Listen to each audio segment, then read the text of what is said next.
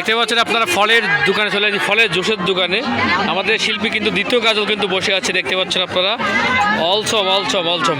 এখানে কি সব রকমের ফল পাওয়া যায়? ফলের জুস পাওয়া যায়, তাই? যে রকম ফল এখানে আছে সব রকমের ফল আপনি নিতে পারবেন, তাই তো নাকি? চলে আসবেন মেলায়, চলে আসবেন। আগামীকালকে শেষ, সবাই চলে আসবেন এবং এখানে এসে ফলের জুস খাবেন। দ্বিতীয় গাজল কিন্তু বসে আছে, অ্যান্ড্রয়েড কিশোরের দ্বিতীয় কবি। এটা গান হয়ে যায়, ছোটো একটা এক কলি।